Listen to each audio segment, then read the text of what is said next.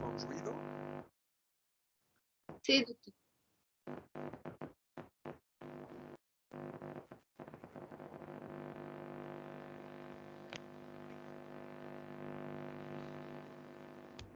¿Y ahora? No se escucha, doctor. Ahora sí está bien. Dale. Lo que pasa es que parece que el ruido es cuando conecto la electricidad, o sea, el cargador. Es muy molesto, no permite que escuchen. Sí, doctor. Es más alto que tu voz. Mm, ya. Y a ver, esto más, por favor.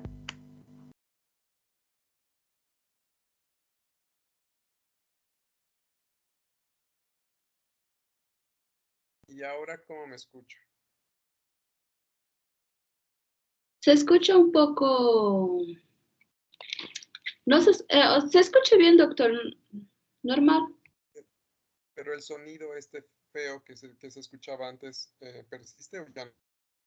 Ya no, doctor. Ah, bueno. Deme-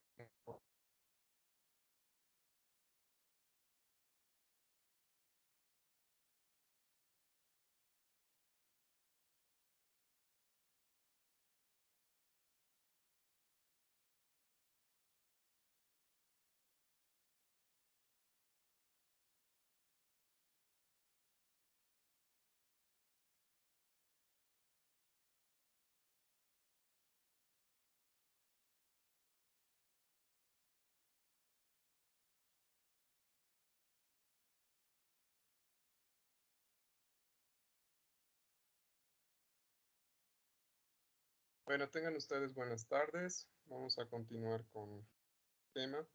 ¿Se me escucha bien? Sí, doctor. Sí, doctor. Ah, ya. ¿Qué fue el último que vimos? Estábamos en demencia, creo. Terminamos con epilepsia, doctor. Hoy día empezamos, creo que, con el temario de sustancias, drogas. Ah, ya, de acuerdo. Ay, qué bien.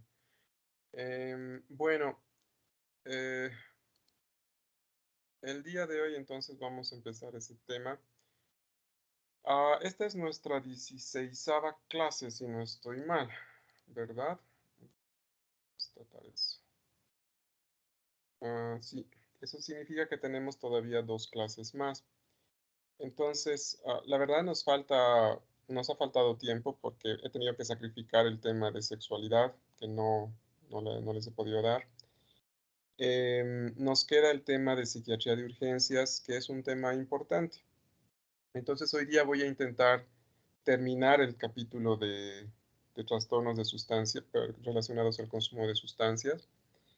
Y la siguiente clase me enfocaré solamente ya en psiquiatría de urgencias, que correspondería a qué hacer con un paciente en crisis, qué hacer con un paciente con agitación psicomotriz y qué hacer con una persona que ha intentado suicidarse. Para ello voy a resumir bastante el contenido del capítulo de sustancias. Y me voy a guiar más que todo por un mapa mental, más que por mi presentación en Prezi, pero en algún momento les voy a mostrar algunas diapositivas extras, digamos. Bueno, denme un minuto que les comparta mi pantalla.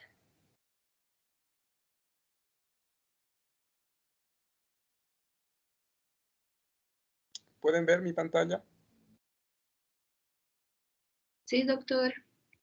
De acuerdo. Entonces este capítulo va a constar de 3 partes, ¿no? Todas relacionadas al problema de los trastornos relacionados al consumo de sustancias.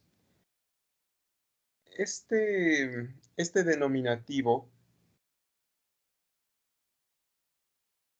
es un poco más amplio del mero título de adicciones o dependencia a sustancias. Cuando se habla de trastornos relacionados al consumo de sustancias, se está refiriendo a no solamente personas que consumen de manera dependiente, sino también a aquellas que consumen de manera perjudicial. Es decir, que aunque no han desarrollado una adicción, su consumo sí les reporta perjuicios. Entonces, en primer lugar, hablaré justamente de los tipos de consumo, un poco para hacer la introducción al capítulo. Un último señalamiento antes de empezar. Si bien el trastorno por consumo de sustancias se refiere a cualquier sustancia que pueda producir adicción, existen sustancias que, debido a sus características, tienen una menor propensión a desarrollar este fenómeno. Hay personas que pueden consumir esas sustancias y en realidad nunca desarrollar adicción, lo que por supuesto no significa que ese consumo, pues sí, en algún momento les pueda traer consecuencias. Empezamos entonces. Cuando ustedes atiendan a sus pacientes, y supongamos que les llega un paciente a las 2 de la mañana por múltiples contusiones, alguna herida contuso importante, y ustedes perciben que está bajo efecto de alguna sustancia, es importantísimo que rápidamente identifiquen cuál es el patrón de consumo de esa sustancia que tiene su paciente. Porque más allá de curarle sus lesiones, suturar sus heridas, darle antibióticos, una vacuna antitetánica, el fenómeno que ha producido ese accidente o esa pelea en la cual su paciente pues, recibió esas lesiones, se podría repetir. Y si ustedes no identifican el patrón de consumo, esa persona podría volver nuevamente la siguiente semana, a lo mejor con lesiones todavía peores, o a lo mejor debido a su consumo en algún momento, pues se muera o lo maten. Entonces, cuando hablamos de tipos de consumo, nos referimos a los que tienen ustedes acá en pantalla. Existe un consumo que se llama experimental. Este consumo es aquel que se hace de primera vez y básicamente lo que busca es satisfacer la curiosidad. Alguien puede decir, pues me gustaría saber cómo es fumar marihuana. Entonces puede ir con un amigo que sabe que dispone de esta planta, pedirle un poco y fumar. Entonces la persona puede experimentar la sensación y decir, ya, así había sido y listo. No pasó más nada. Y la persona tampoco es que vuelve a buscar la sustancia, simplemente satisfizo su curiosidad y ya. ¿Sí? Los consumos experimentales pues pueden ser con cualquier sustancia, marihuana, cocaína, LSD, ¿qué es? Tramadol, codeína, etcétera, etcétera, etcétera. La clave es que es para satisfacer la curiosidad y no se vuelve a hacer más. ¿Hasta acá estamos claros?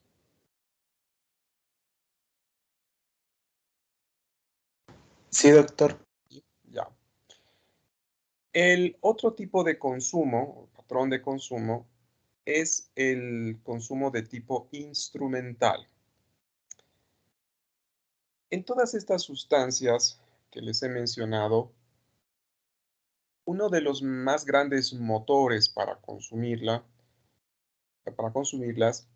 es pues el placer. Se siente bien el consumir estas sustancias porque producen placer físico o porque producen experiencias agradables, visuales, auditivas, táctiles, o experiencias espirituales muy intensas y también agradables. Pero en el consumo instrumental, en realidad la persona no busca ese tipo de experiencia,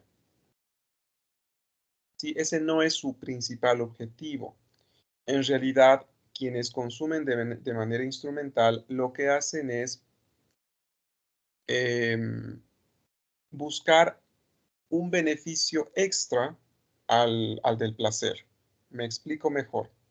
Supongamos que existe un gerente de un banco que pues a finales de junio le toca hacer el balance semestral. Quienes conocen a alguna persona que trabaja en el área de la banca sabrán que es el segundo momento más estresante en el año porque se hace un balance de todo el semestre y pues es llenar números y tratar de llegar a las metas que se habían propuesto es un desastre. Entonces, bueno, resulta que esta persona estuvo toda la semana estresadísima con el balance, presentó sus resultados, no le fue tan bien, el gerente está súper tenso, no durmió bien en toda esa semana. Entonces llega viernes y dice, por fin. Entonces, saliendo del trabajo, se va a un bar, quizás hasta con los amigos, y se toma un buen vaso de cerveza. No tanto porque le gusta la cerveza, sino porque el beber esa bebida le genera mucha tranquilidad, mucho sosiego. Le permite distenderse y pues olvidarse del estrés del trabajo. ¿De acuerdo? Eso es algo instrumental. O por ejemplo, puede haber, y esto les ha debido pasar a más de alguno de ustedes, puede ser que tengan un examen muy importante y de repente pues hacen cálculos y resulta que si no estudian 18 horas seguidas, pues no van a alcanzar a revisar todo el temario. Entonces, ¿qué suelen hacer? Pues agarrar y tomarse litros y litros de café. Y puede haber alguno de ustedes que en realidad pues ni le guste demasiado el café, ¿no? Pero pues ni modo, o sea, la necesidad obliga y pues a pesar de que después de tomar la taza de café se quedan con su gesto de desagrado, igual y siguen tomando. No están buscando ahí, los efluvios aromáticos del café deliciosos. No, es que no quieren quedarse dormidos, quieren seguir estudiando. Eso también podría considerarse un consumo instrumental. Atendí una vez a un paciente que, bueno, luego desarrolló una adicción a la cocaína, pero en un inicio, este paciente había empezado el consumo de cocaína para tener relaciones sexuales. Es decir, antes de sus encuentros sexuales, él necesitaba esnifar cocaína para poder desempeñarse adecuadamente. Entonces, en un inicio, igual ese consumo podría ser considerado instrumental. Es decir, se busca un fin que no es necesariamente el placentero. ¿Quedamos claros ahí? Sí, Doc, gracias. Okay. Luego tenemos al consumo, bueno, y el consumo instrumental igual, ¿no? O sea, puede ser con cualquier sustancia, pero ojo, en el consumo instrumental se sobreentiende que la persona logra el objetivo y ya, no desarrolla ningún perjuicio. No, no hay ninguna consecuencia, vamos a decir así, por el consumo de la sustancia. Luego tenemos al consumo social, que solamente aplica pues, a sustancias lícitas. En nuestro medio serían el tabaco y el alcohol. Entonces, pues no sé, una graduación, un cumpleaños, una reunión de amigos, pues pueden haber cervecitas por aquí, vodka por acá, Jagger por el otro lado, y ya, se bebe. Sí, ese es un consumo social también. Una vez más, el consumo social no debe ir asociado a ninguna consecuencia. No debe sufrir ningún perjuicio la persona si su consumo se considera, o sea, para que su consumo se considere social. De todo el universo de personas que consumen sustancias, el consumo experimental, el instrumental y el social es el más voluminoso. Voy a permitirme cambiar de presentación. Un minuto.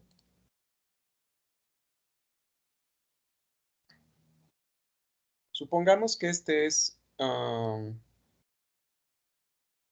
un iceberg, ¿sí? Esta es la línea del agua. Generalmente lo que llama la atención y lo que la sociedad en general ve en relación al consumo de sustancias es a este grupito pequeño de personas que ya son adictos, ¿no? Pero lo que la sociedad no ve es a este otro grupo, ¿de acuerdo? Y de estos, el número mayor de personas que consumen sustancias son los que están aquí. Ah, me faltó, por cierto, un grupo que es el consumo ritual, el otro tipo de patrón. En este patrón, en el ritual, la persona o las personas consumen la sustancia siempre, siempre relacionada a su cultura o a su religión. La sustancia, cualquiera que ésta sea que se consume, se la consume en determinados lugares y en determinados momentos. Por ejemplo, acá tienen ustedes, seguramente son indígenas huicholes de México, que están a punto de consumir peyote. Pero no es que a alguno de ellos se le ocurrió, dijo, ah, vamos a consumir peyote. Me dieron ganas. No. Hay determinadas épocas que están regidas por la cultura y que determinan si se consume o no se consume, quién consume y cuánto se consume. Y fuera de estas normas, pues no hay más consumo. Ese es el consumo ritual. Por encima de este grupo de personas que tienen este consumo, tenemos a quienes tienen un consumo más bien perjudicial. Aquí, quien consume la sustancia ya sufre algún perjuicio, ya sea a nivel de su salud, ya sea económico, familiar, legal, académico o laboral. Si por irse de farra un estudiante resulta que pues no repasó el fin de semana lo que debía y se sacó 15 sobre 100 en su examen, ese consumo ya es perjudicial. Si una persona ha estado fumando mucho y debido a fumar, esto le causa problemas vasculares y estos se traducen a su vez en dificultades para lograr la erección, esto ya es un consumo perjudicial. Si por beber una persona desarrolla gastritis, eso es un consumo perjudicial. Si hay peleas, discusiones, malos entendidos, roces con la pareja, con los amigos, con compañeros de trabajo, eso es perjudicial, es un consumo perjudicial. Si la persona está en una época de la vida o tiene una condición médica en la cual el consumo de cualquier sustancia, aunque sea lícita, pueda producirle un daño, eso también se considera perjudicial. Por ejemplo, una mujer que bebe, que fuma y que está embarazada, automáticamente se considera que es un consumo perjudicial. Lo mismo que una persona con EPOC que siga fumando, eso es perjudicial. Si por beber ebrio o ebria una persona se accidenta y tiene lesiones o su auto sufre daños, eso también es perjudicial. ¿Ya? Entonces, acá la clave es que no importa la cantidad, no importa el contexto, no importa la sustancia, si la persona se perjudica de alguna manera, directamente ese es un consumo perjudicial. No importa si es la primera vez tampoco. Creo que está en el documento que ustedes tienen, no recuerdo, es una pregunta de algún examen pasado. Pero, por ejemplo, si un muchachito, no sé, de 15 años, resulta que pues va a su primera farra y bebe, y ese día que bebió por primera vez, resulta que se pelea con su amigo y termina en el hospital con una herida cortante en la ceja. Aunque fue su primera vez, por haber llegado al hospital, por haberse peleado y por tener esa lesión en la ceja, automáticamente ese es un consumo perjudicial. ¿De acuerdo? Entonces, quédense con la idea de que no importa acá la cantidad. No, lo importante es que la persona se perjudique de alguna manera. Ahora bien, todos estos patrones de consumo, incluyendo el perjudicial, se pueden modificar.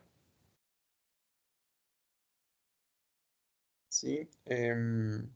Una persona que, por ejemplo, consume de manera instrumental la determinada sustancia, podría no consumir la sustancia de esa manera. Podría manejar el estrés o la ansiedad de otras maneras. Podría programar mejor sus tiempos y no dejar el temario del examen para la última hora y darse tiempo y no necesitar tanto café para repasar la materia. Alguien que ha estado consumiendo de manera perjudicial, por ejemplo, tabaco o alcohol, podría en algún momento consumir estas sustancias de manera social, ocasional. Sí, esta es la característica en cuanto a reversibilidad de estos patrones de consumo.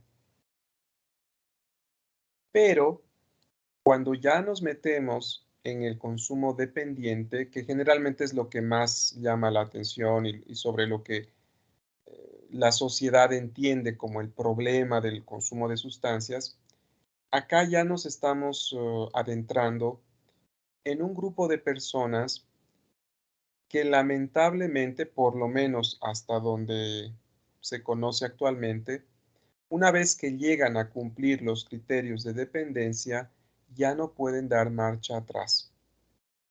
Es decir, alguien que se ha vuelto dependiente del alcohol ya no podría, por lo menos con los conocimientos que se tienen hasta ahora, ya no podrían volver a consumir de manera ocasional o social. Cuando se cruza esta línea, por decirlo así, ya no hay vuelta atrás y la persona se vuelve dependiente de por vida. Ojo, eso no significa que quien se ha vuelto dependiente a algo, pues se va a morir de su dependencia. Lo que significa es que si quiere hacer un tratamiento, el tratamiento es que no vuelva a consumir esa sustancia nunca más. Y ya, bueno, parece sencillo, no lo es, pero en teoría es sencilla la cosa. ¿Eres alcohólico? De acuerdo, pues no tomes nunca más y vas a poder tener una vida tranquila, feliz, productiva. ¿Hasta acá estamos claros? Sí, Doc. ¿Sí? Ahora, ¿cuándo decimos que una persona se ha vuelto adicta a una sustancia? ¿Qué es lo que ustedes deberían preguntar a esa persona o a los allegados para poder decir ustedes con mucha solvencia si sabe que su papá, su hermano, su hija, su cuñada, pues sí, se ha vuelto dependiente a tal o cual sustancia? Hay dos criterios para definir esto. Por un lado, puede ser que la persona haya estado consumiendo la sustancia de manera continua por al menos 3 meses. Sí, se entiende pues que todos los días está consumiendo. Acá no importa tanto la cantidad, ¿no? Es lo continuo del consumo. O que en los últimos 12 meses, es decir, en el último año, esta persona haya presentado algunas de estas o todas las características que voy a mencionar a continuación. ¿Sí? para propósitos así muy ortodoxos, se considera que deberían ser 3 o más. ¿Cuáles son estas? En los 12 últimos meses la persona presentó un consumo compulsivo. Es decir, la persona no pudo o no puede frenar el iniciar el consumo de la sustancia o no puede detenerse una vez que ha empezado. Y vuelve a consumir, y vuelve a consumir, y vuelve a consumir. Porque a fin de cuentas, esa es la definición de compulsión, ¿recuerdan? En el capítulo 2, cuando hablamos de trastornos de la conducta, les dije, ¿no? La compulsión es una acción repetitiva sobre la cual la persona no tiene control. En algunos casos puede obedecer a una obsesión. Si esto ocurre, pues posiblemente estemos frente a un trastorno obsesivo compulsivo. Pero otro ejemplo de esto es en personas que tienen adicciones, les dije. Pues ahí está. Si la persona tiene un consumo compulsivo, ese ya es un criterio de dependencia. Y es tan fuerte la compulsión que, por ejemplo, una persona se puede gastar el dinero del salario del mes en comprarse clorhidrato de cocaína, aunque sabe que la van a reñir en la casa, aunque sabe que con ese dinero, que sin ese dinero no va a poder comprar, no sé, los útiles escolares para sus hijos, o que le va a faltar dinero para pagar el alquiler del departamento, de la casa, o o para los servicios básicos. Va a robar para conseguir ese dinero y consumir la sustancia, a pesar de que sabe que se puede meter en problemas legales. No importa, la cosa es consumir la sustancia. Ese es un consumo compulsivo. 2. Si la persona ha presentado síndromes de abstinencia. El fenómeno de la abstinencia ocurre cuando una persona ha estado consumiendo o altas dosis o por tiempo prolongado una determinada sustancia y de manera abrupta o cesa o disminuye la cantidad que suele utilizar. Esto produce que la persona experimente una sensación o unas sensaciones muy desagradables. Que pueden ser muy de tipo más psicológico, es decir, la persona puede sentir un intenso deseo de volver a conseguir la sustancia o presentar disforia o síntomas depresivos, ansiosos, ¿no? Por no consumir la sustancia. Pero también puede haber signos o síntomas físicos. Por ejemplo, que la persona empiece a desarrollar hipertensión arterial, taquicardia, diaforesis. Esto es lo que ocurre, por ejemplo, con el síndrome de abstinencia del alcohol, que si no se trata, puede devenir en un delirium tremens. ¿Se acuerdan cuando les expliqué el tema de delirium, no es cierto? Y en cuanto al tratamiento, les dije, hay 2 tipos de delirium para el tratamiento. Todos los deliriums por un lado y en el otro lado el grupito de deliriums secundarios a síndrome de abstinencia de alcohol o de benzodiazepinas. Entonces, si la persona ha presentado estos síndromes, entonces ese es otro criterio para pensar en que exista dependencia. Cada sustancia tiene sus síndromes de abstinencia característicos, vamos a decir así, ¿no? Cuando ya les vaya explicando las sustancias una por una, voy a hacer referencia a esto. Luego tenemos el fenómeno de la tolerancia. En este caso, la persona necesita consumir mayor cantidad de la sustancia para sentir el mismo efecto. Esto se ejemplifica de manera muy clara en nuestro contexto, en nuestro medio, en personas que consumen bebidas alcohólicas. Y para este fenómeno de la tolerancia incluso existe un término muy coloquial entre los cochalas. Creo que se maneja también en todo Bolivia esta palabra. A lo mejor han escuchado ese término ustedes también. Es el de ser sierra. Dicen, ¿no? Ah, el fulanito, la fulanita es un sierra, una sierra. ¿Qué es eso? Bueno, pues que resulta que se han reunido y todos están ya muy borrachos, incluso alguno que otro ya dormido en el sofá, y el sierra está muy lúcido, prácticamente no está ni ebrio ni chispa. Incluso eso se ve como algo que detenta motivo de orgullo, ¿no? Ah, soy sierra, digamos, ¿no? O sea, como que la persona a veces se muestra orgullosa de esto. Pero en los hechos, si ustedes se dan cuenta, es un criterio para pensar que esa persona podría estar desarrollando una dependencia del alcohol. ¿Ya? Luego tenemos a los perjuicios. Bueno, pues con todas estas características previas, un consumo compulsivo, presentar síndromes de abstinencia y tener el fenómeno de la tolerancia, es poco probable que la persona no sufra perjuicios, que son los mismos que les mostré acá en el consumo abusivo perjudicial.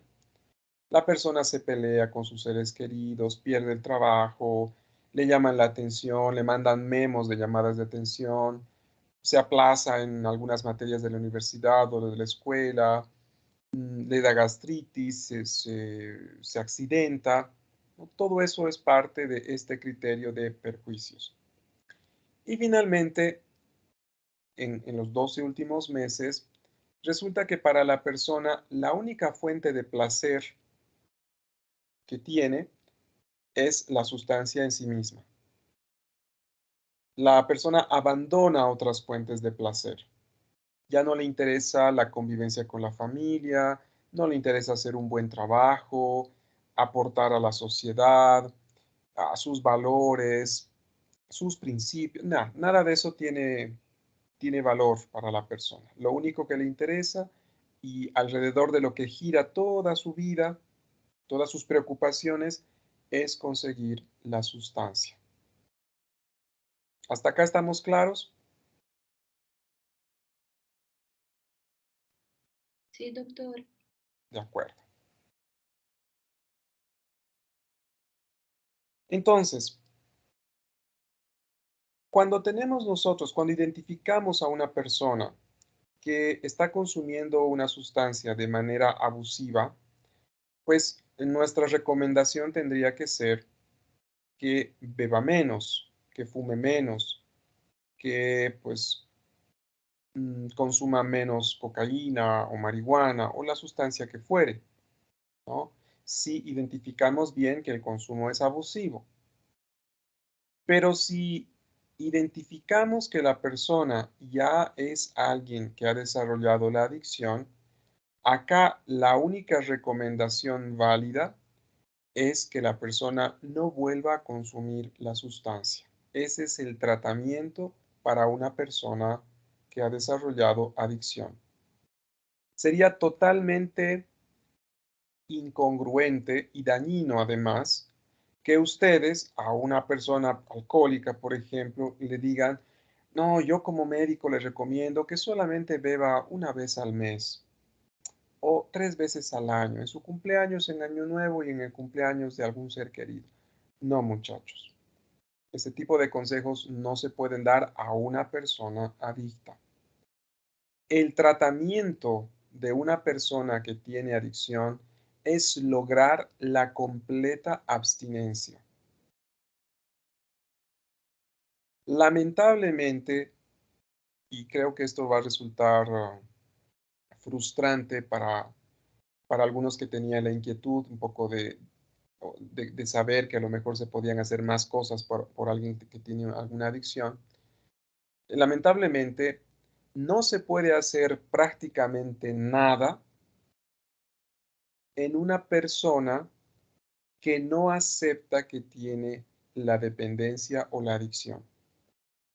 Esa persona a la que pues, se va a involucrar en un tratamiento debe estar motivada, debe querer hacer el tratamiento, con la estrategia que sea, no importa, pero debe haber esta motivación. Y para poder identificar o saber cuán motivada está la persona en relación al tratamiento, existe un modelo que se llama modelo de cambio de Prochaska y Di Clementis.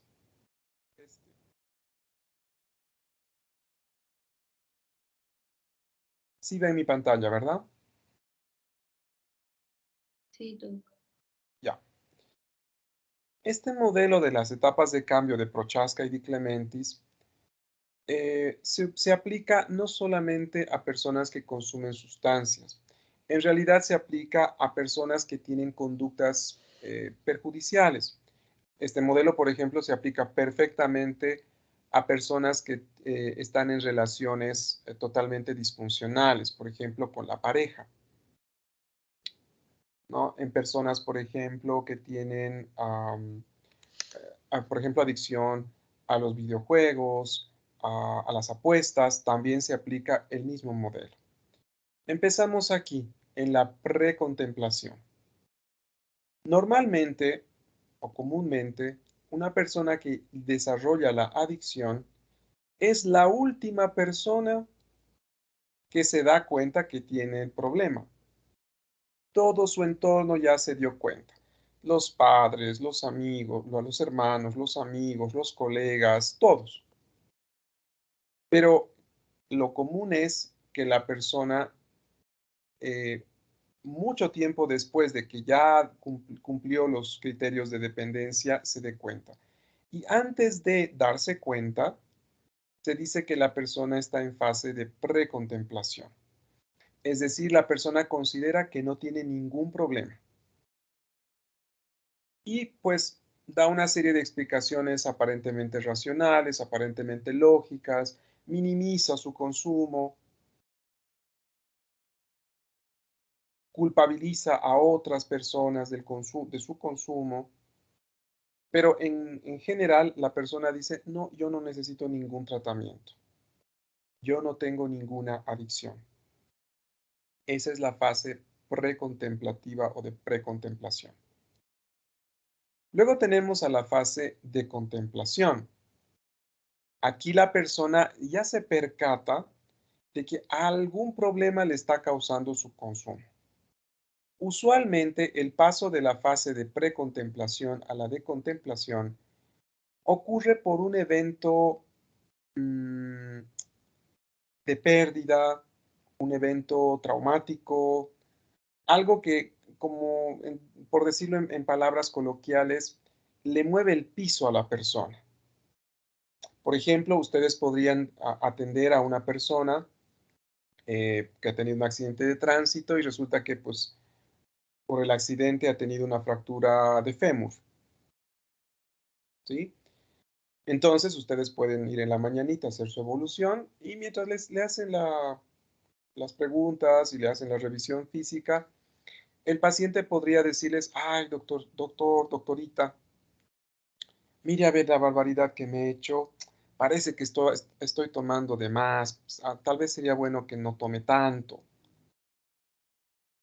¿Sí? Es decir, en esa situación de crisis, cuando la persona está con dolor, pensando en la cuenta del hospital, pensando en cuánto le va a salir la reparación del auto y del otro auto, es ahí donde la persona suele percatarse del perjuicio. Y es ahí donde ustedes deberían intervenir. Ese momento donde la persona está vulnerable, vamos a decirlo así, es el momento ideal, perfecto, para que ustedes promuevan el cambio y alienten a la persona a que, pues, de alguna manera entre en rehabilitación, haga alguna cosa para dejar de consumir tal o cual sustancia. Porque si le dicen lo mismo cuando ya la persona pues está en pleno proceso de recuperación, cuando ya no hay dolor, cuando ya ha podido pagar las deudas, ya va a ser más difícil. Nosotros los psiquiatras no siempre estamos en esos momentos, pero ustedes sí, en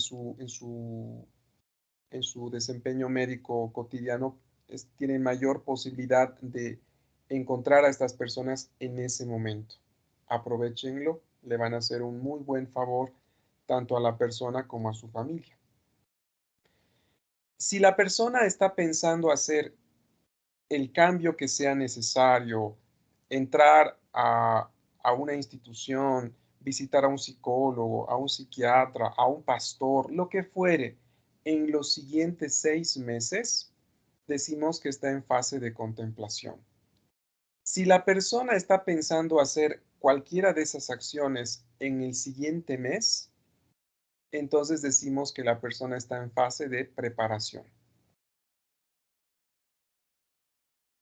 Y si la persona ya está yendo a sus citas con el psicólogo, ya ha acudido a un par de entrevistas con un psiquiatra o está internada en un centro de rehabilitación, por lo menos durante 6 meses, entonces decimos que está en fase de acción. Si la persona logra mantener esta abstinencia por más de 6 meses, entonces decimos que está en fase de mantenimiento. Y si logramos que la persona realmente nunca más vuelva a consumir la sustancia, vean que, pero que engañoso es el término.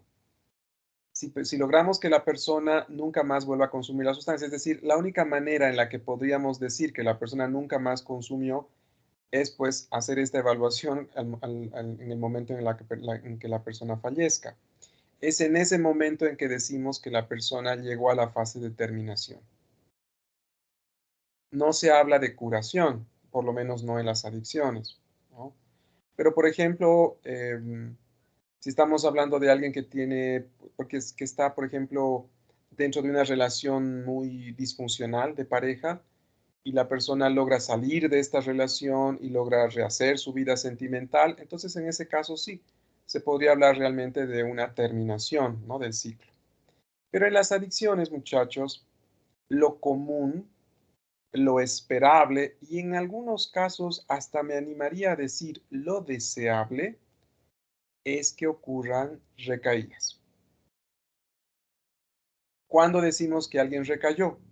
Pues cuando después de haber estado un tiempo sin consumir la sustancia, vuelve a consumir la sustancia de la misma manera que consumía antes de entrar en el ciclo.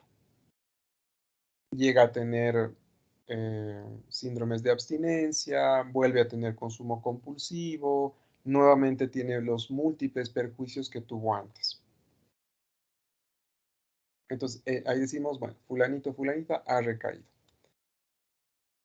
Y por catastrófico que podría parecer esto, y realmente es algo catastrófico para la familia y para los amigos, en realidad las recaídas, si se las maneja bien, si la persona está ya dentro de un contexto terapéutico, pueden ser más bien grandes oportunidades de aprendizaje.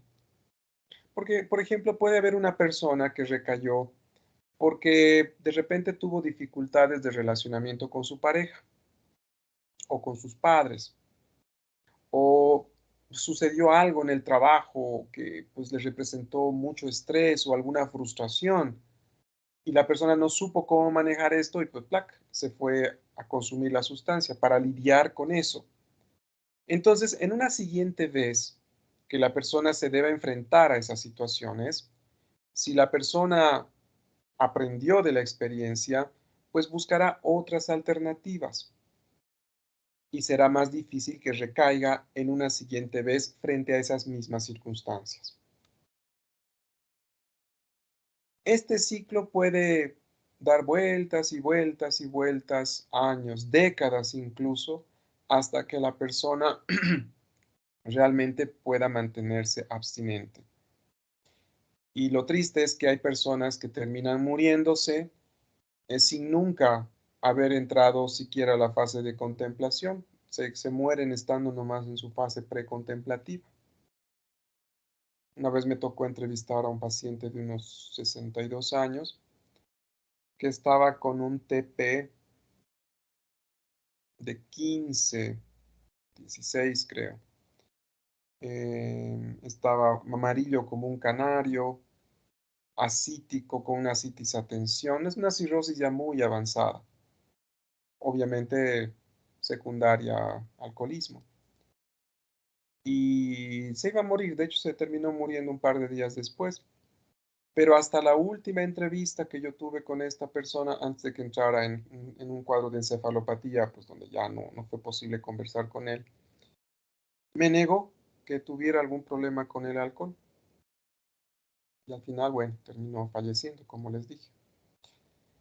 Entonces, el proceso de cambio, según este modelo, puede durar mucho tiempo, y mucho, mucho tiempo.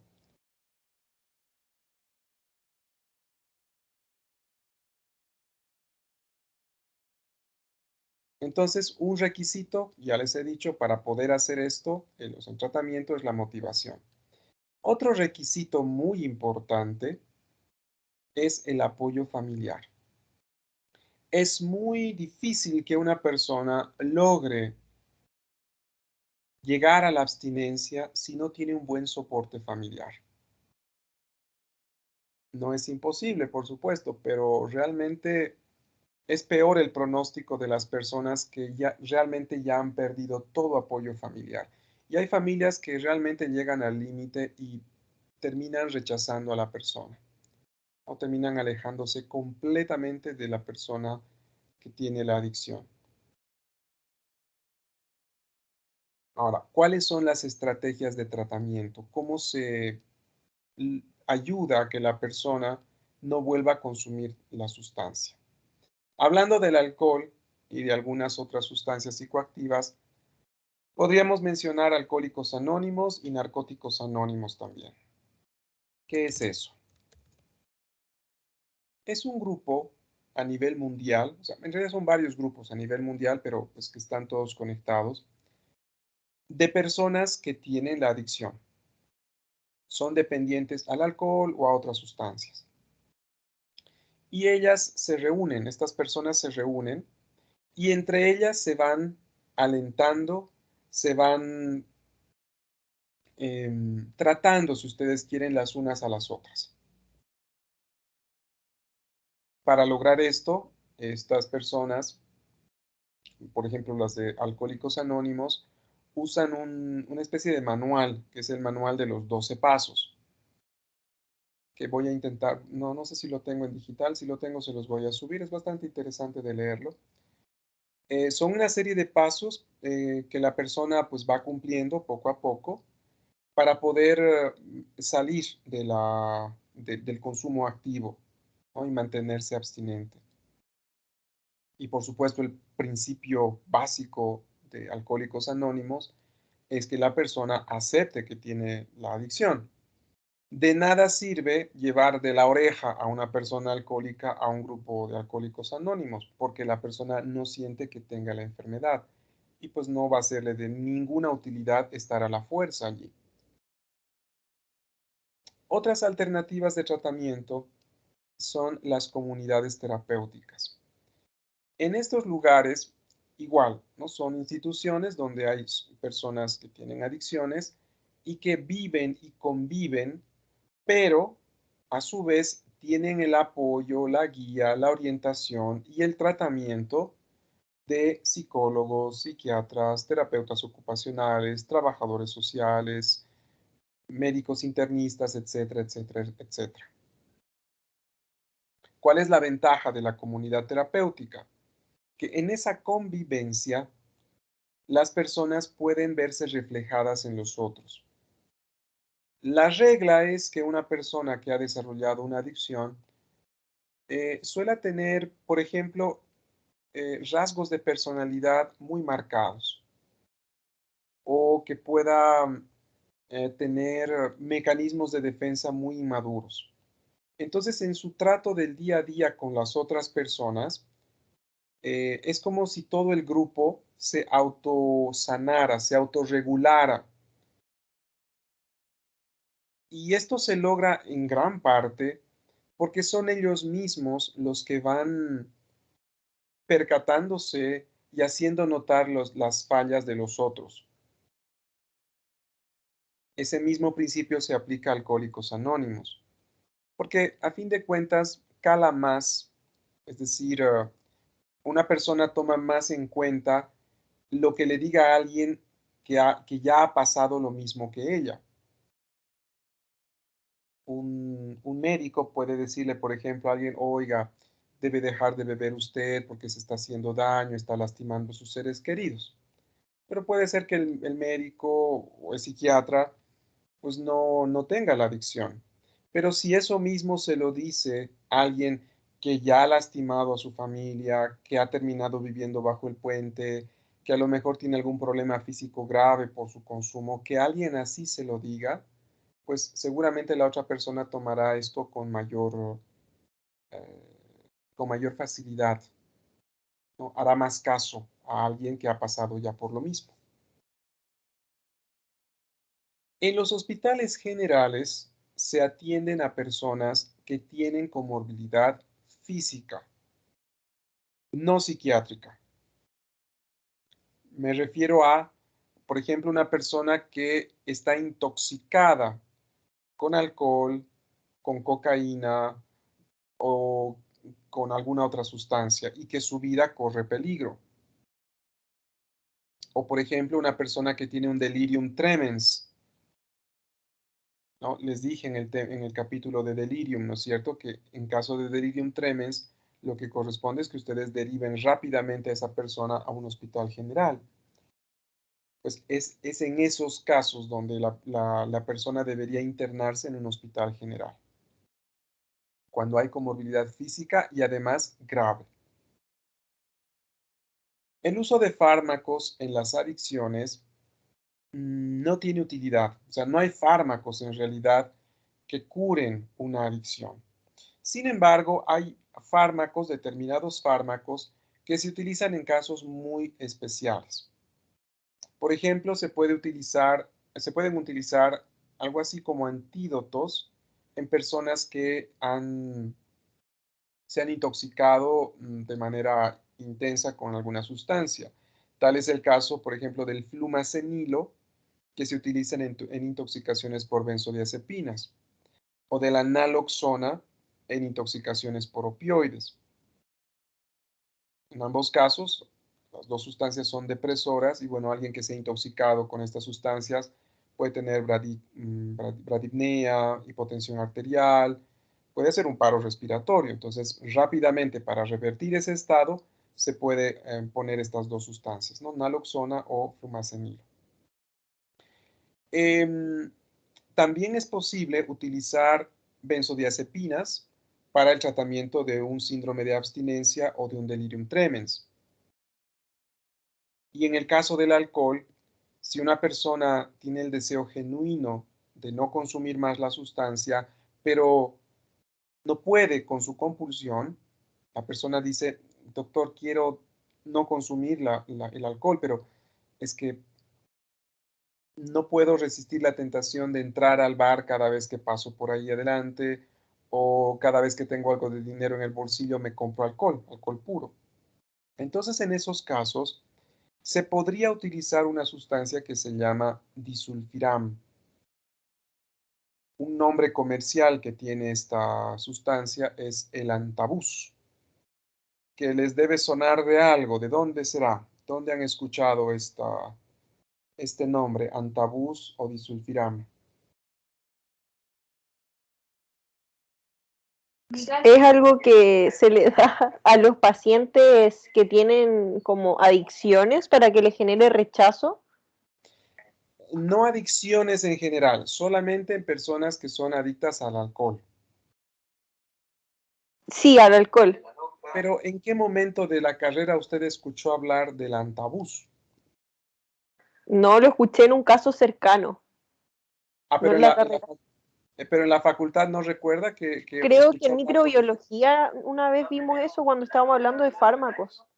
¿Cuáles fármacos? No ¿Recuerda? recuerdo, Doc. ¿Alguno de ustedes de los otros recuerda qué medicamentos tienen efecto antabús?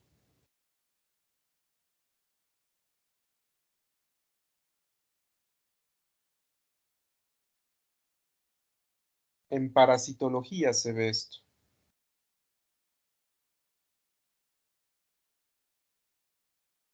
¿Se han olvidado? Es en los medicamentos imidazólicos. Estoy hablando del metronidazol, del tinidazol, del albendazol, que se utiliza, por ejemplo, para las yardias, para las amebas. ¿Cuál es la recomendación que se le da? Pues a una persona que, si ustedes recetan, por ejemplo, metronidazol por 10 días a una persona, ¿qué le tienen que recomendar mucho?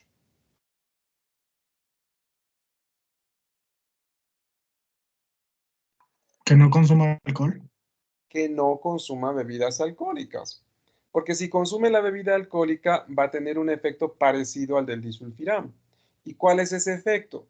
Que la persona inmediatamente después de exponerse al alcohol va a presentar náuseas, vómitos, rubefacción facial, cefalea, malestar general, gran intranquilidad. Es realmente una sensación muy desesperante y desagradable la que se tiene por consumir esta sustancia junto con el alcohol. Entonces, en alguien que está motivado y que acepta consumir esta sustancia, pues se le receta todos los días en la mañana que tome la tableta. La persona tiene que tomar por ella misma el medicamento, ¿no? Entonces, en el momento en que quiere ir al bar de la esquina, pues podrá tomarse una copa de lo que fuere, pero a los pocos minutos los vómitos, las náuseas y el malestar van a hacer que pare de beber. Muchas veces hay familias que imploran incluso a los médicos que les receten ese medicamento a su familiar, incluso diciendo que se los van a dar de ocultas, ¿no? Sin que la persona sepa. Esto no es apropiado, no es ético y puede incluso ser mortal, porque hay personas que tienen una compulsión tan grande por consumir alcohol que a pesar de tener todos esos malestares podrían seguir consumiendo alcohol y pueden llegar a fallecer. Entonces, no, esto se aplica solamente en personas que quieran hacer ese tipo de tratamiento. Sin duda alguna, la estrategia terapéutica más útil para una persona con adicciones es la psicoterapia. O bueno, las psicoterapias, porque son decenas de diferentes psicoterapias que se pueden hacer. Pueden ser psicoterapias individuales, pero usualmente en las comunidades terapéuticas se pueden hacer psicoterapias grupales y también se pueden hacer psicoterapias familiares. Es especialmente útil la psicoterapia familiar. ¿Esto por qué? Porque muchas veces ocurre que las personas que tienen una adicción ya empiezan a mejorar, no solamente en relación a que ya no consumen la sustancia, sino que a mejorar en realidad en todo sentido. Se comunican mejor, son más asertivos, son más responsables, este, a lo mejor ganan, ¿cómo se dice? Autoestima, ¿de acuerdo? Pero la familia podría no estar preparada para esta persona, entre comillas, distinta. La familia podría inconscientemente desesperarse o ponerse ansiosa de saber cómo va a funcionar ahora que esta persona ha cambiado. E inconscientemente la familia podría sabotear la mejoría de esta persona. A veces para la familia es más fácil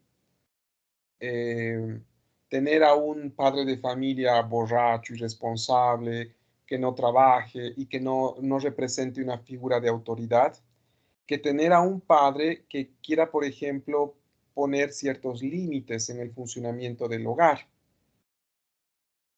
¿no? Hacer señalamientos en relación a tareas, a responsabilidades, querer pues cambiar el funcionamiento de la familia. Entonces, la familia podría responder a eso con actitudes y conductas que podrían hacer recaer a la persona. Para evitar esto, es que la psicoterapia familiar es muy importante, para que la recuperación vaya a tono, o mejor dicho, para que la familia vaya a tono con la recuperación del paciente y no ocurran estos fenómenos de sabotaje. Bueno, está de más decirles, la psicoterapia pues es un proceso de mucho tiempo. Son años que la persona debe hacer psicoterapia, son años que la persona debe ir a Alcohólicos Anónimos, son muchos meses que las personas pueden estar en comunidades terapéuticas. En otros países, en las comunidades terapéuticas, las modalidades de internación en esos lugares pues son de 8 meses, 1 año y medio, 2 años incluso. Y claro, es el Estado el que subvenciona estos tratamientos, ¿no? En nuestro país, como ya les había dicho creo en varias oportunidades, pues al Estado le interesa un pimiento la salud mental de la población, entonces pues no corre con ningún gasto. Entonces la familia o el mismo paciente que debe solventar este tratamiento.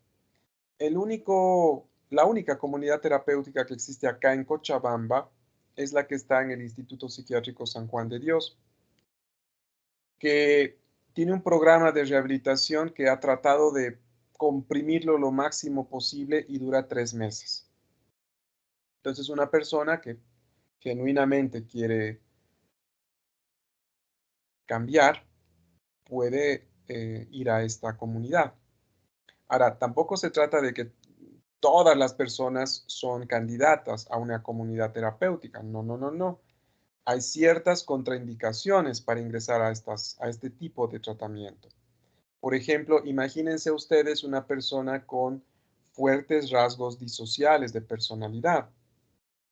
Generalmente estas personas no funcionan y empiezan a chocar con los compañeros, empiezan a sabotear los tratamientos de ellos, entran en conflicto con los supervisores terapéuticos, con los psiquiatras, con los psicólogos, empiezan a dividir al grupo, entonces es un desastre. Entonces hay ciertas personalidades como que no se benefician de este tipo de terapia o de tratamiento, ¿no? A estas personas se les puede más bien recomendar que hagan psicoterapia individual o a lo mejor familiar más bien. ¿Hasta acá estamos claros? ¿O hay alguna duda o pregunta?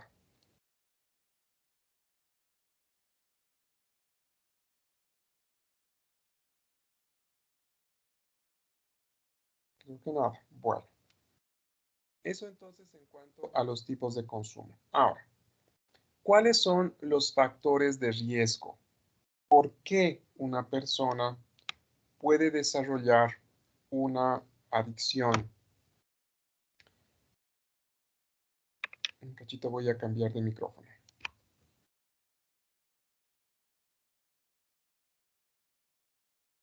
Hola, hola, ¿me escuchan? Sí, Sí, doctor. doctor. Sí, Igual que, doctor. igual que antes o mejor que antes. Mejor. Ah, ya. Mejor. Ok. Entonces, ¿por qué una persona podría desarrollar una adicción? ¿De qué depende? Un factor que puede facilitar a que la persona desarrolle la adicción puede ser el factor familiar. Personas que viven en familias disfuncionales, donde hay violencia, agresión, o hay unos vínculos demasiado fríos, distantes. Este es un factor pues, que propende a que la persona pueda desarrollar la adicción.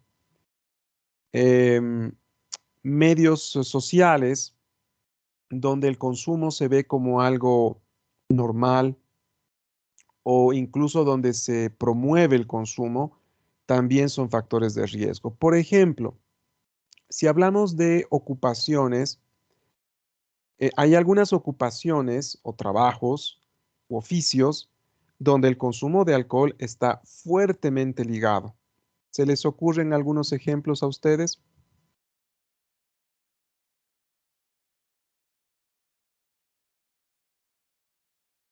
¿En qué profesiones o en qué ocupaciones se bebe mucho?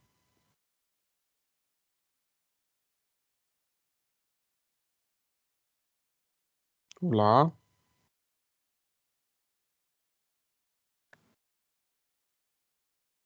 Doc, ¿puede repetir la pregunta por fin?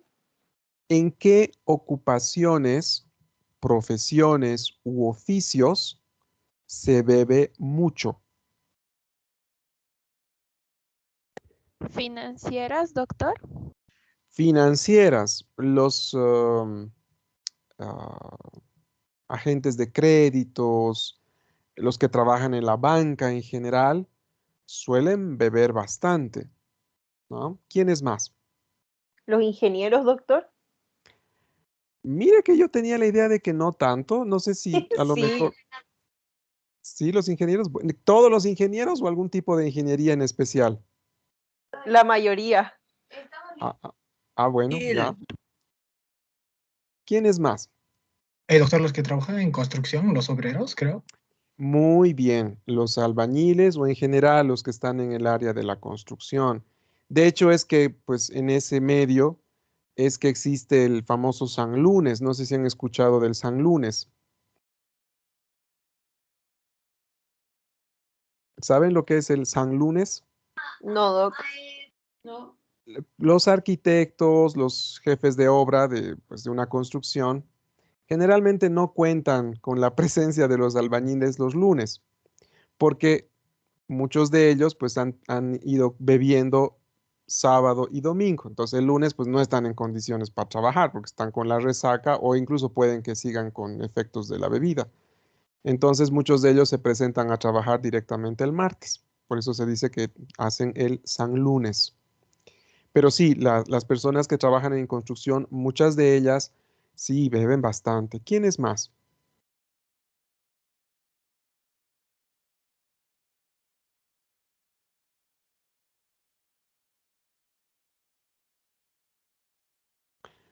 Los músicos,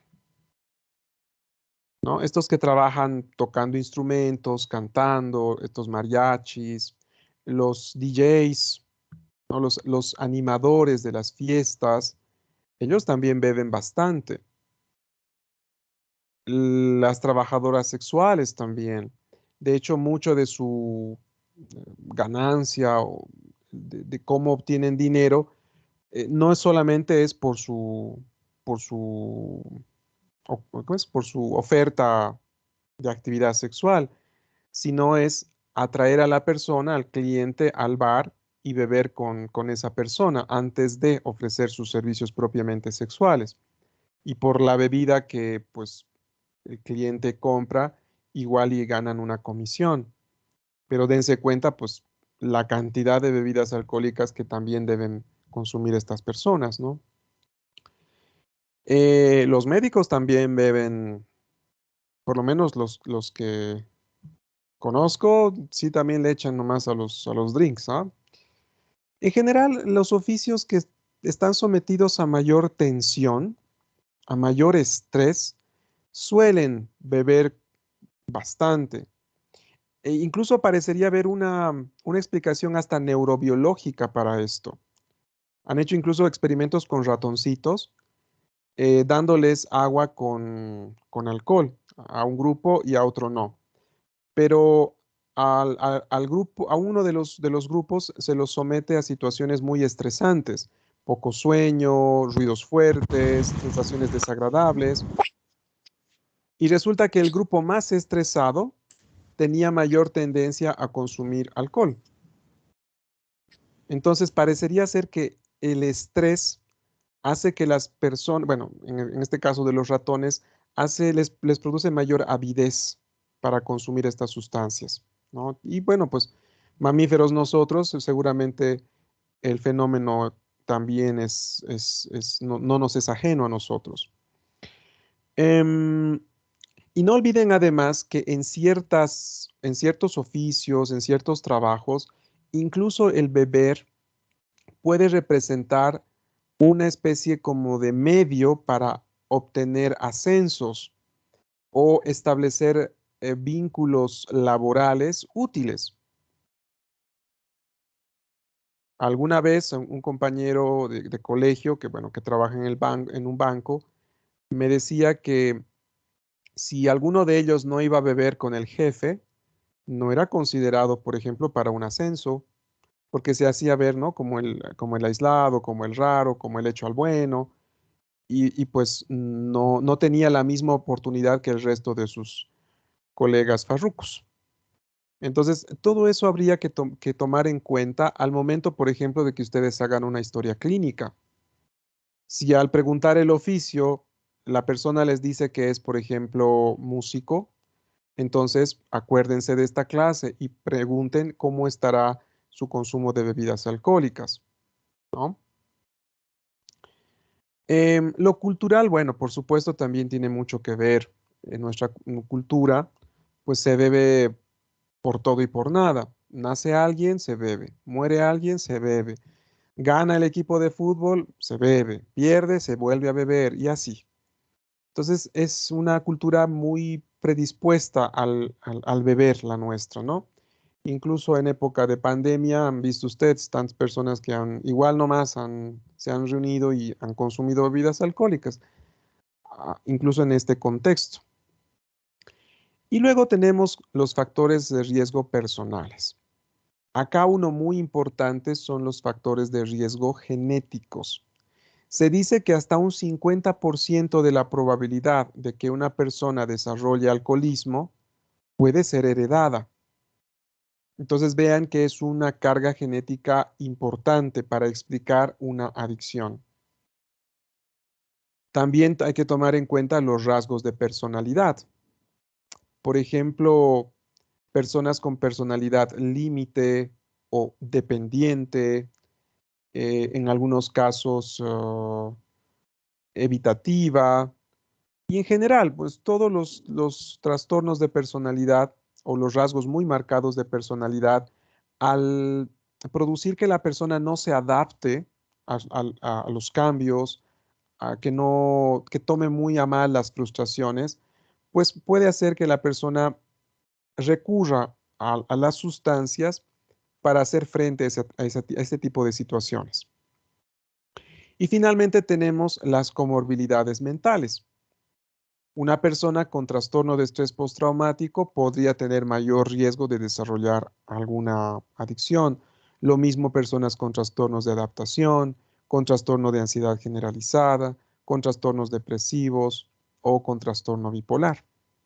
Creo que les comenté, y si, bueno, si ya les conté la anécdota, me dicen nomás, que una vez atendí a una muchacha que tenía un trastorno de estrés postraumático y que debido al insomnio y a las pesadillas que tenía, porque fue violada por un grupo de personas en un trufi, empezó a beber en las noches cerveza para poder dormir. Entonces empezó con un consumo instrumental, porque bebía para poder dormir, y poco a poco fue desarrollando la adicción,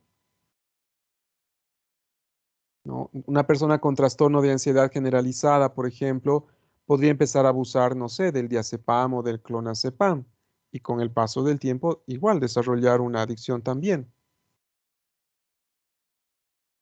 ¿Hasta acá estamos claros? Sí, doctor.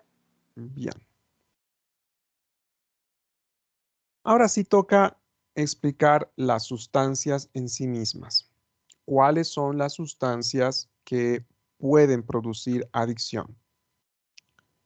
La Organización Mundial de la Salud divide o clasifica las sustancias psicoactivas en tres grupos: depresoras, psicodislépticas y estimulantes. Creo que no no debo explicar mucho cuando hago referencia a depresoras y estimulantes. Sí, lo voy a hacer, pero un poco más adelante. Pero hago énfasis en este término que es psicodisléptico, que creo que es una palabra que nunca habían escuchado y bueno, ahora les explico. Una sustancia psicodisléptica es una sustancia que ni estimula ni deprime al sistema nervioso central. Lo que hace es distorsionar las funciones cognitivas, especialmente las sensoperceptivas. ¿De acuerdo? Entonces son estos tres grupos los que vamos a ver a continuación.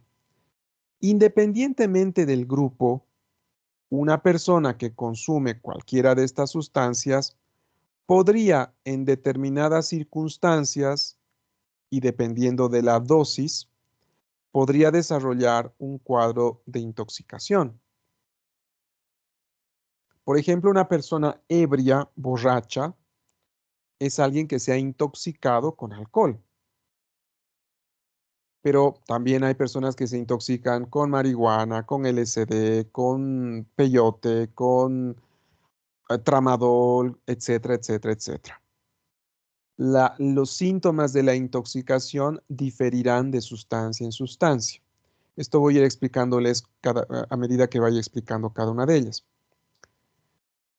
Pero si el consumo de la sustancia es mucho más grande, mucho más intenso, la persona también podría desarrollar un síndrome de delirium. Ojo, no es delirium tremens, es delirium nomás. Recuerden que el delirium tremens es como consecuencia de la abstinencia del alcohol o de las benzodiazepinas. Pero una persona que, por ejemplo, por ganar una apuesta se ha tomado media botella de vodka, así de una, podría en algún momento tener disminución del nivel de conciencia, hipoprosexia, desorientación, está con un cuadro de delirium, pero es secundario a la intoxicación. Si ustedes se acuerdan, en el primer examen parcial les puse el caso Ignacio, creo que era, ¿no? ¿Se acuerdan del youtuber? Este que para imitar lo que hacían otros se tomó un mate de floripondio, ¿recuerdan? En este caso, este muchacho desarrolló un síndrome de delirium secundario a la intoxicación por floripondio, ¿no? Por su efecto anticolinérgico. También las personas que consumen sustancias pueden desarrollar síndromes de abstinencia.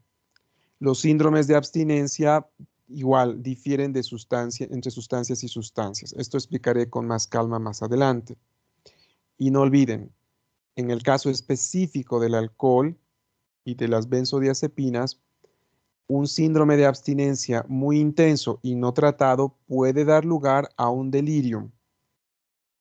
Sí, pero es secundario al síndrome de abstinencia, no es secundario al uso de la sustancia. ¿Estamos claros en esos, muchachos? Generalmente es motivo de hierro en los exámenes. Doc, ¿podría explicar eso de nuevo, lo del síndrome de abstinencia? A ver, por ejemplo, vamos a suponer que una persona ha estado consumiendo marihuana todos los días durante las 2 últimas semanas. Pero de repente de repente a su dealer le da COVID y no hay cómo lo ubique. Y no tiene otro dealer. ¿Ya? Y el dealer pues está ahí aislado 2 semanas. Entonces, a los 5 o 7 días de haber dejado de consumir la marihuana, o quizás incluso antes, esta persona puede pues, estar muy intranquila, muy inquieta, con grandísimo deseo de consumir la marihuana, estar irritable, de mal genio. Entonces, ese es un síndrome de abstinencia.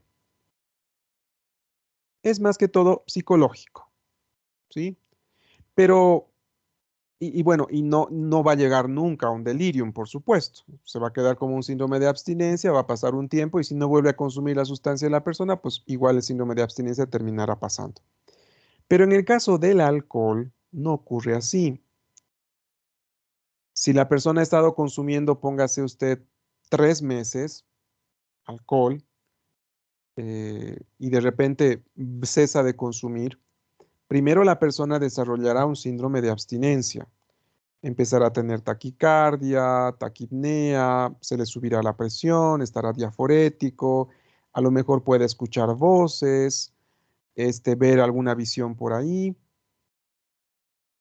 Y si no se trata ese síndrome de abstinencia, ese síndrome de abstinencia puede dar paso a un delirium tremens, donde la persona pues ya realmente ve francas alucinaciones, está totalmente desorientada y la presión arterial, la temperatura pueden subir todavía mucho más.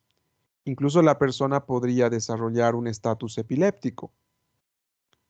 Pero eso ha ocurrido no porque la persona consumió el alcohol, es más bien porque dejó de consumirlo. ¿Ahora quedó más claro? Sí, Doc, gracias. Sí, Doctor, dígame, eso también pasaría por el consumo de benzodiazepinas, ¿verdad? podría pasar, sí, Ok. de acuerdo. Entonces, una persona que consume determinada sustancia también podría presentar un síndrome ansioso. Esto se puede dar, por ejemplo, con la marihuana. Hay personas que son, pues, idiosincráticamente eh, propensos a que consumiendo la marihuana tienen francos síntomas ansiosos, casi casi como si fuera un ataque de pánico.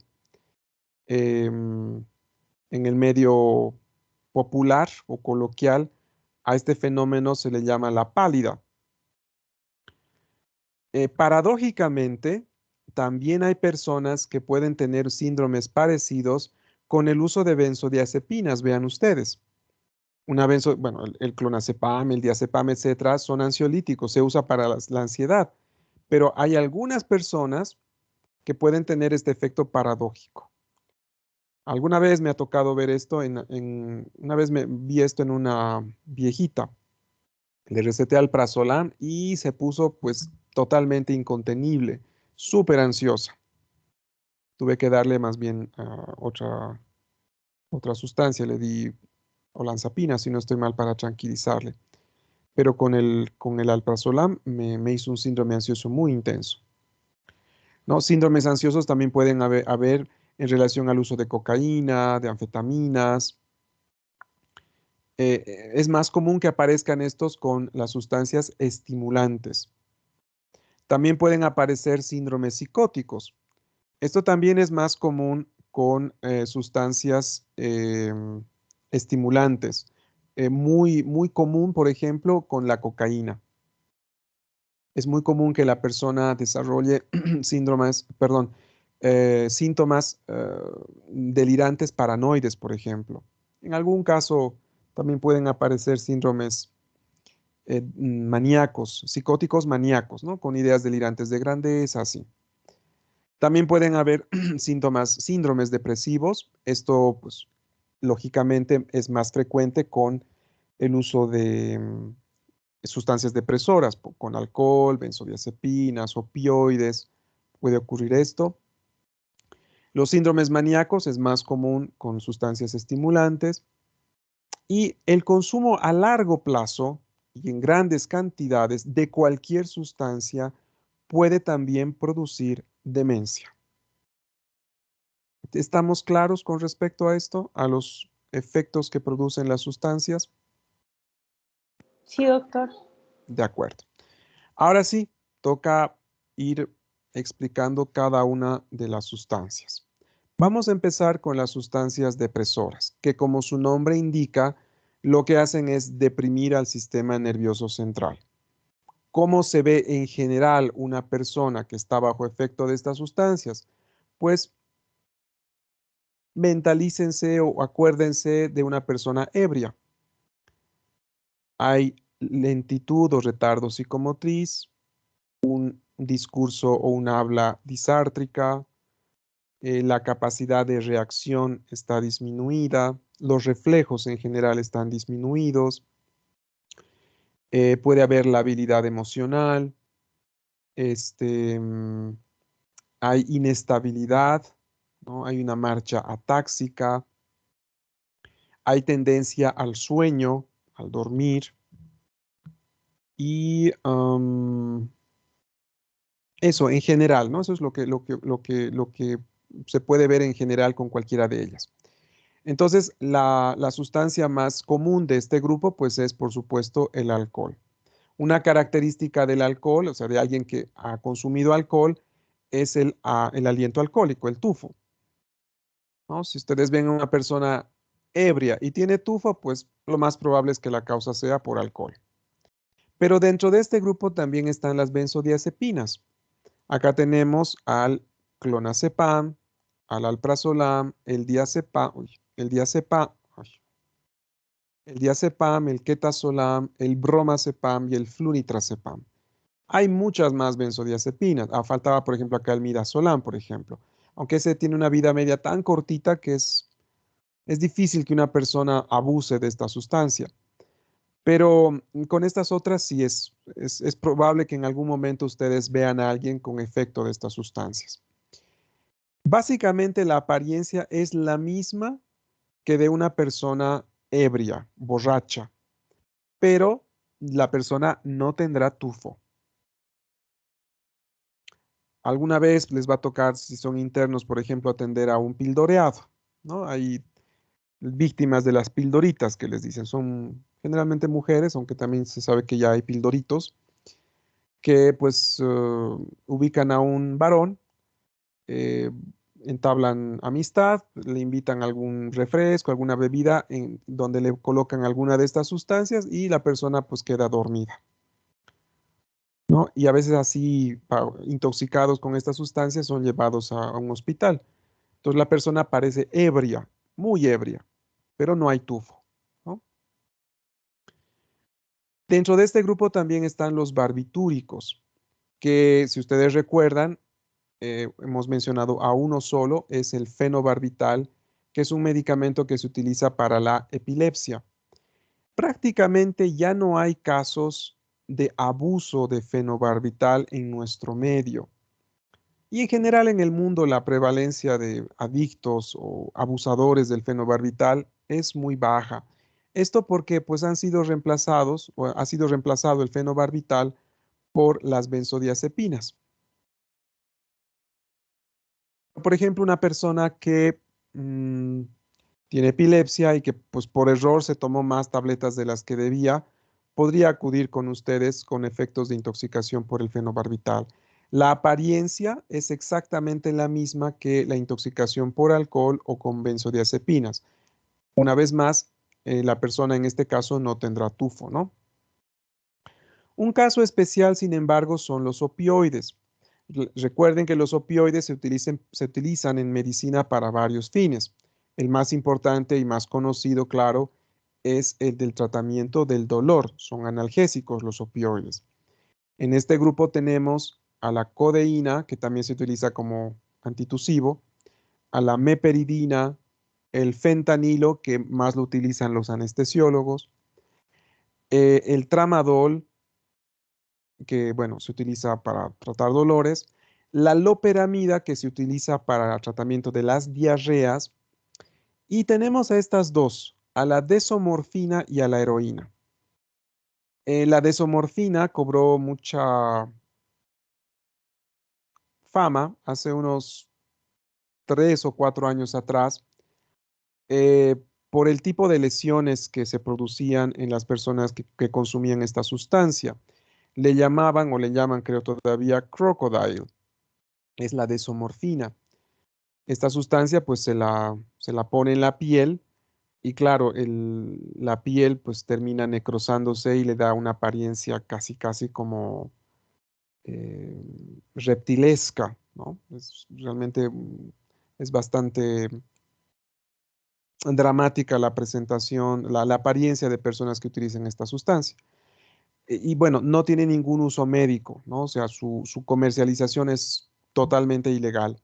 Y algo parecido ocurre con la heroína. La heroína no tiene ningún uso médico y su comercialización es siempre ilegal.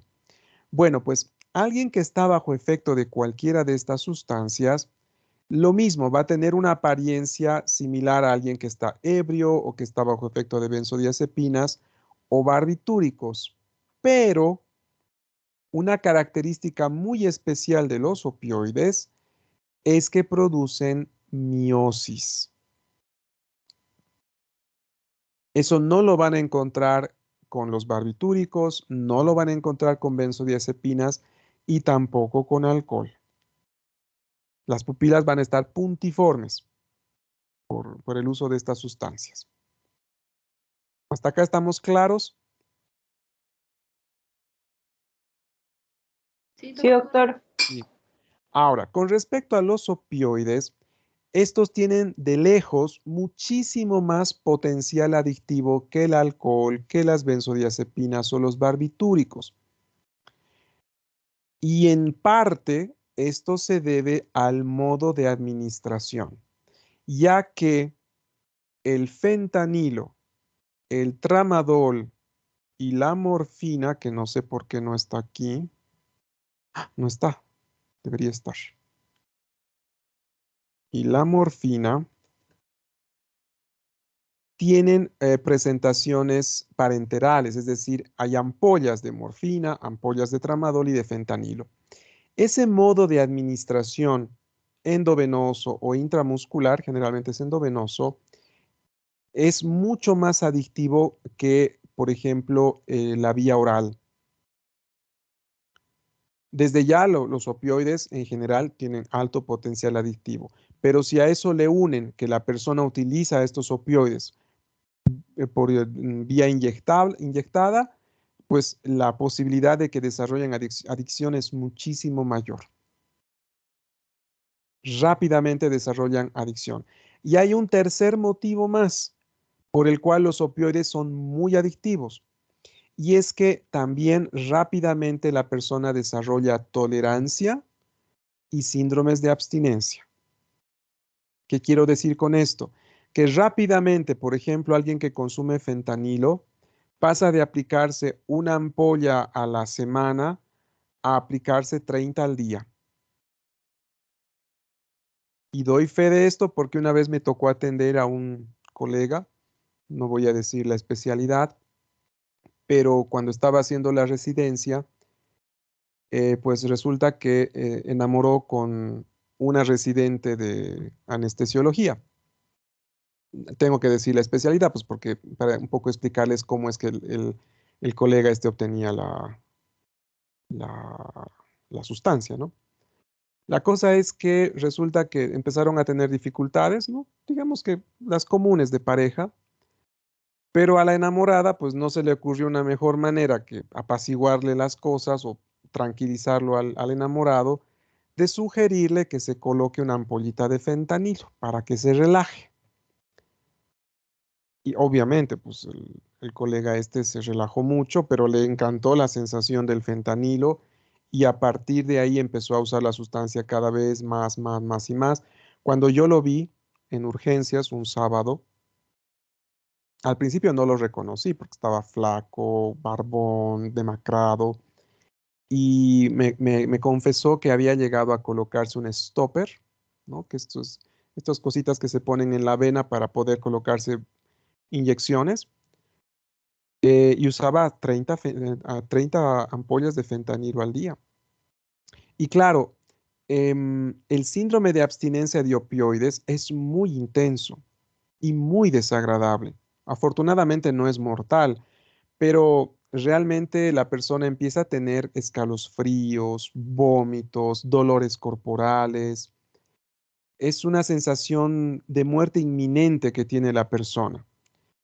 Y es estas sensaciones lo que obliga a la persona a volver a usar la sustancia. Más que el placer de usarla, es no volver a sentir ese síndrome de abstinencia tan desagradable. ¿Hasta acá estamos bien? ¿Hay alguna duda o pregunta? ¿Todo bien, Doc? Ok. Finalmente tenemos a los inhalantes dentro del grupo de los depresores. Acá, bueno, hay muchas sustancias. Acá simplemente les pongo dos que son muy comunes de utilización en nuestro medio. Esto lo utilizan los polillas, ¿no? Estos muchachitos que caminan por las calles con su tarrito de clefa, ¿no? Siempre inhalando. Un tiempo se apostaban ahí en la América y Libertador, seguramente muchos de ustedes los han visto por ahí, con sus botecitos de clefa. Pues esta sustancia es depresora, ¿no? El problema de los inhalantes es que tienen tolueno o algún derivado del tolueno, que es la sustancia que mantiene líquido el pegamento, porque la clefa es en realidad un pegamento industrial y el thinner es una sustancia que se utiliza para disolver la pintura o los barnices. Entonces, el problema de esta sustancia es que tiene un efecto neurotóxico, nefrotóxico y además, em, no sé cómo llamar, bueno, también puede producir toxicidad a nivel de la médula ósea, puede producir aplasia medular. Si ustedes se fijan, no hay polillas adultos o que pasen de los 40 años. La mayor parte de ellos mueren pues jóvenes, niños o adolescentes, justamente por complicaciones del uso de estas sustancias. Bueno, eso en cuanto a los depresores. Ah, me olvidaba. El síndrome de abstinencia de estas sustancias eh, es muy común que corresponda o se corresponda con síndromes ansiosos, ¿no? En general, o sea, es como un sube y baja, ¿no? Si la sustancia produce tranquilidad cuando se la consume, cuando se la deja de consumir, produce ansiedad. Si la sustancia disminuye el dolor cuando se la consume, cuando se la deja de consumir, produce dolor. Si la sustancia estriñe, como es el caso de los opioides, cuando se la deja de consumir, produce diarrea. Si la sustancia produce miosis, en el caso de los opioides, ¿qué producirá el síndrome de abstinencia? ¿Cómo estarán las pupilas de alguien con un síndrome de abstinencia a opioides? ¿Midriasis? Más bien, las pupilas tenderán a estar midriáticas, ¿no? En todas estas sustancias, con un consumo prolongado, pues pueden llegar a producir demencia. Las que más rápido llegan a producir demencia o deterioro cognitivo son los inhalantes, porque les repito, tienen un efecto neurotóxico directo. Es raro encontrarnos personas con síndrome maníaco por depresores, ¿no? Es rarísimo realmente. En algunos casos, personas que utilizan, por ejemplo, benzodiazepinas o alcohol a dosis bajitas, sí pueden mostrarse más habladores, más entradores, ¿no? Porque en un inicio estas sustancias deprimen a la corteza prefrontal, que en la primera clase les había dicho, pues es el asiento de nuestras inhibiciones.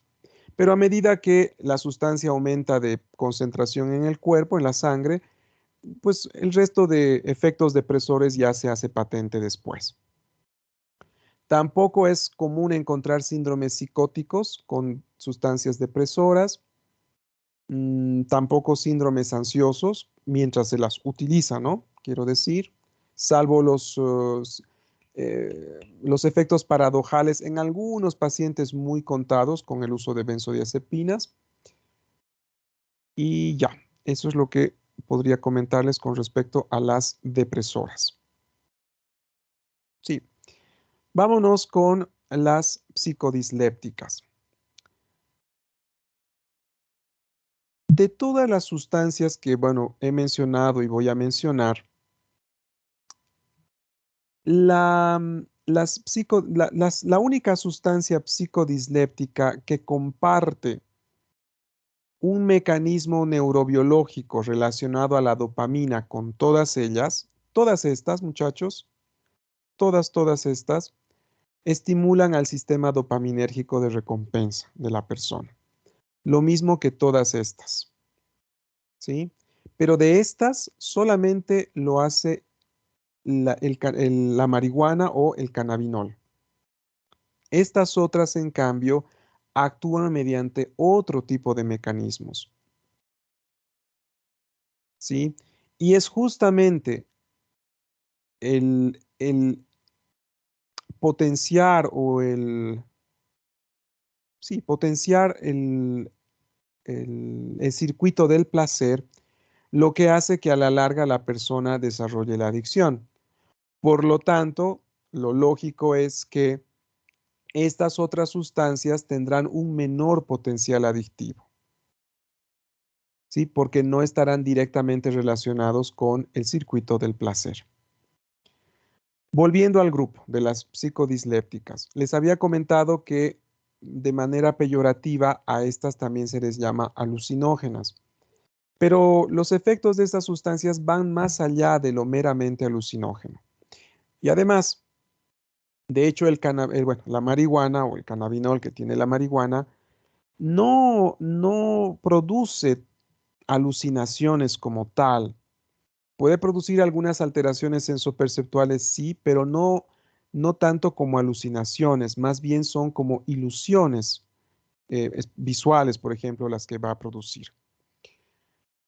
En cambio, en estas otras, pues sí, ¿no? La mescalina, la dimetiltriptamina, el LSD, la iosiamina, la escopolamina y la ketiamina sí sí pueden producir intensas alucinaciones visuales y auditivas.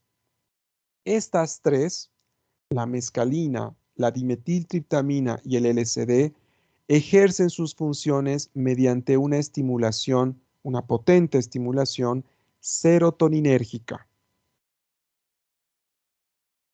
Repito, ahí falta una acá, me estoy olvidando. La psilocibina también.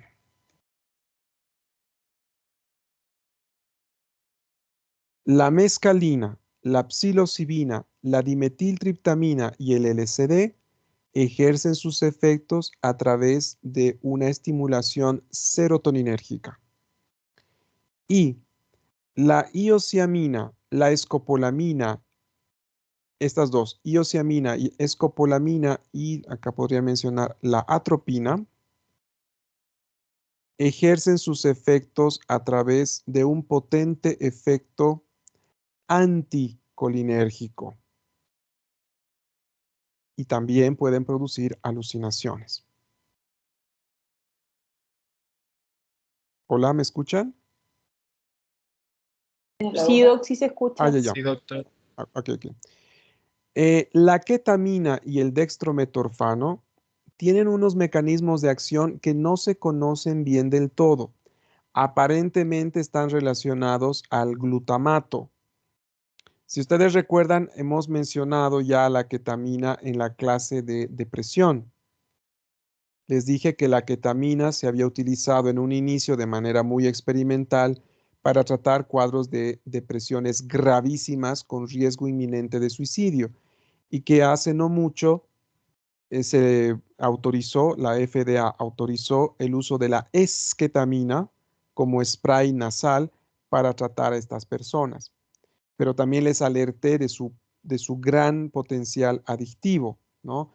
Estas de acá tienen bajo potencial adictivo, pero la ketamina tiene un altísimo poder adictivo por si acaso. Y acá también tenemos al dextrometorfano, que bueno, les debe sonar de los jarabes para la tos, que igual su mecanismo no se conoce bien del todo y bueno, no tiene un potencial adictivo tan grande, afortunadamente. Ahora, los efectos visibles de alguien que ha consumido marihuana, que está bajo efecto del cannabinol, pues son de un retardo psicomotriz, la persona está más lenta, puede haber incoordinación motora, hay un enrojecimiento de la mucosa ocular, tosis palpebral, por eso es que en el medio coloquial se dice que una persona está chineada cuando está bajo efecto de la marihuana, ¿no es cierto? Porque los ojos se le ponen medio más rasgados porque los párpados están un poco caídos. Hay una tendencia a la risa fácil, hay una sensación de gran tranquilidad, de relajación, hay una alteración de la percepción del paso del tiempo también. Y en algunos casos, eso ya les expliqué previamente, algunas personas pueden desarrollar estos, estos efectos más bien de mucha ansiedad, aunque no es lo común, ¿no? De la marihuana, pues el consumo se realiza a través de fumar los brotes tiernos de las hojas de la marihuana, las flores, las inflorescencias de la marihuana, y también se puede consumir el aceite, ¿no? Al que se le llama también hashish. Este último, pues no se fuma, por supuesto, sino que más bien se ingiere, se come. En el caso de la mescalina, esta es una sustancia que está presente en algunos cactus. Ahora les muestro en qué cactus.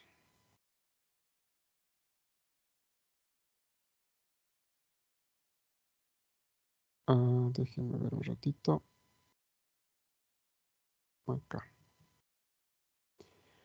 Está, por ejemplo, en el peyote, que es un cactus que crece en México.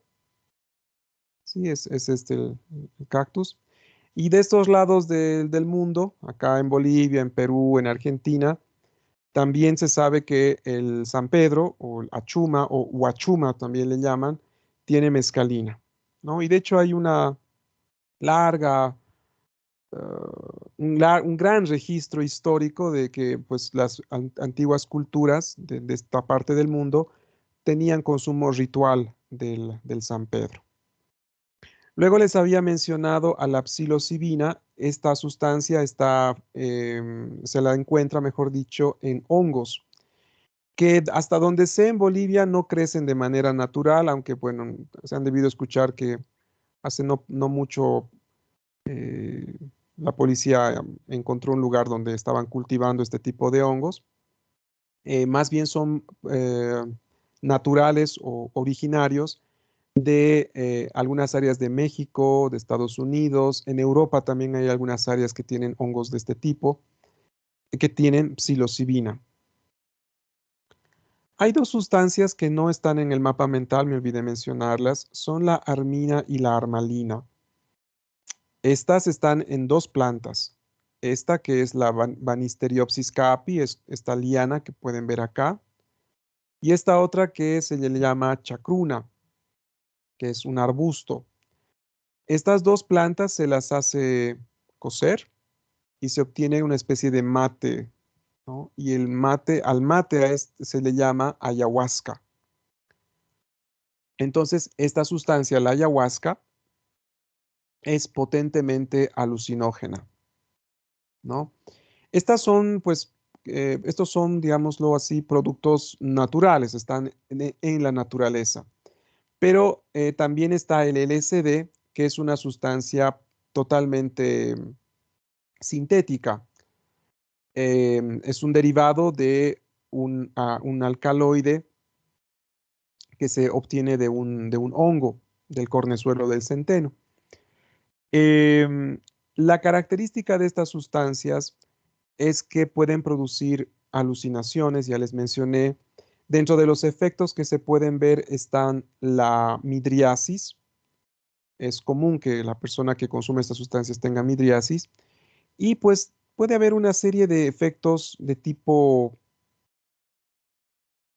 podría llamarse hasta espiritual, ¿no? Hay una tendencia al insight, a una especie de aumento de la capacidad, por ejemplo, imaginativa de la persona. De hecho, en los años 40 se intentó utilizar el LSD para poder hacer psicoanálisis. Algunos psiquiatras utilizaron, o sea, intentaban hacer psicoanálisis dándoles LSD a sus pacientes porque el LSD les producía cierta tendencia a mejorar su insight, es decir, a identificar los cómo y por qué se comportaban de tal o cual manera. Pero bueno, ya luego se vio que estas sustancias podrían tener un potencial de producir psicosis y pues ya no se suspendió el uso del LSD en el psicoanálisis, ¿no?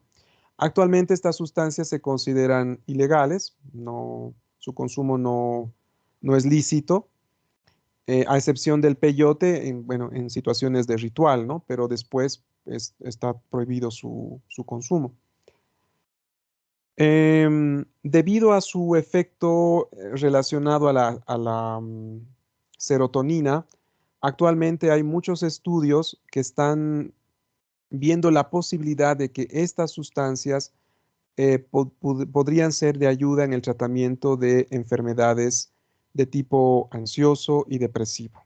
Y parecería ser que ojalá más adelante se pueda realmente encontrar algún efecto terapéutico de bien estudiado, bien estudiado, ¿no? O sea, con estudios muy bien realizados, metodológicamente bien hechos, y demostrar que realmente puedan ser útiles para este fin. Bueno, se nos ha ido el tiempo de la clase. No me dio tiempo para terminar todo el tema. Nos falta, pero ya poco. Me falta solamente ver lo de las depresoras, las estimulantes, y ya con eso terminamos. ¿Alguna duda hasta aquí?